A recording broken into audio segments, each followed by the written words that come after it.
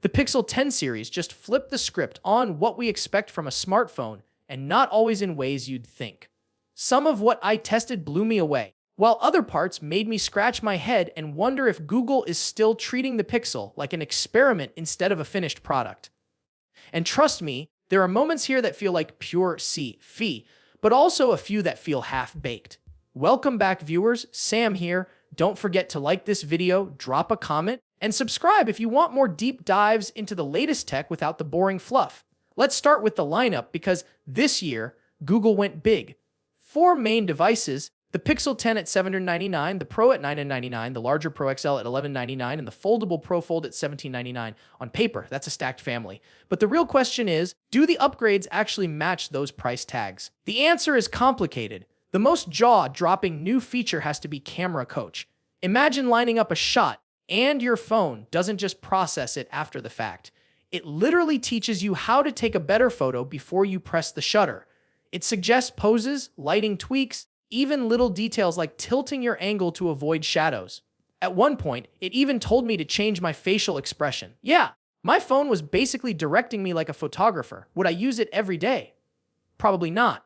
But could this be a lifesaver for anyone who struggles with photos, or my parents who never quite get the right framing? Absolutely. It feels futuristic, even if it's a little weird. Then there's Magic Q, and this one is wild. Instead of just being an assistant waiting for commands, it jumps in with useful info when you actually need it.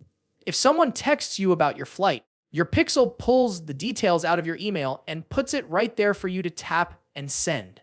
That's the kind of thing that saves minutes in real life. The idea makes the phone feel less like an app launcher and more like a partner. Though, for now, it's limited. Still, the potential is massive. Zoom is another area where Google's flexing. For years, Pixels relied on super-res zoom to punch in, but now the Pro models crank it up to 100x using AI. The craziest part, the shots don't scream fake AI image.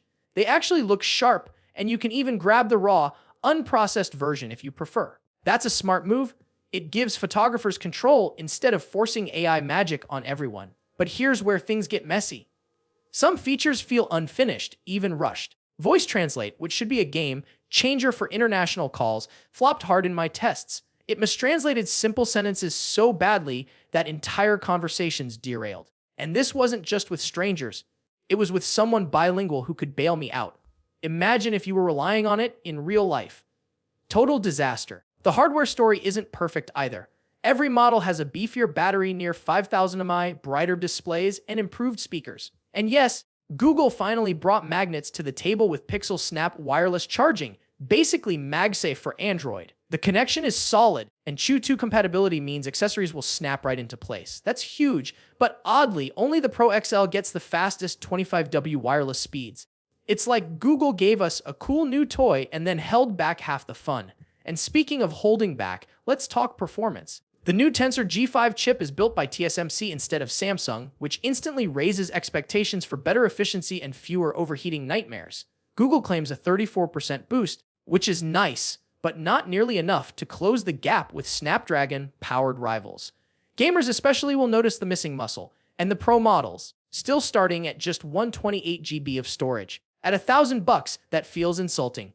Cameras, once the Pixel's secret weapon, also aren't pushing far enough ahead. The Pro models use basically the same sensors as last year. Yes, stabilization is a touch better, but when competitors are dropping massive new camera hardware, Google feels safe. Even portrait mode, once untouchable, now struggles. Blurry edges, weird cutouts, and faces that sometimes look like they went through a bad Photoshop job. Now, to be fair, not everything is doom and gloom. The Pro Fold finally gets IP68 water and dust resistance, which is a big deal for foldables. And the design across the lineup, while familiar, feels sturdier and more premium in hand. New colors like ultramarine blue bring a splash of personality, though I couldn't help noticing it looks suspiciously close to iPhone's palette. Coincidence? Maybe. Here's the bottom line.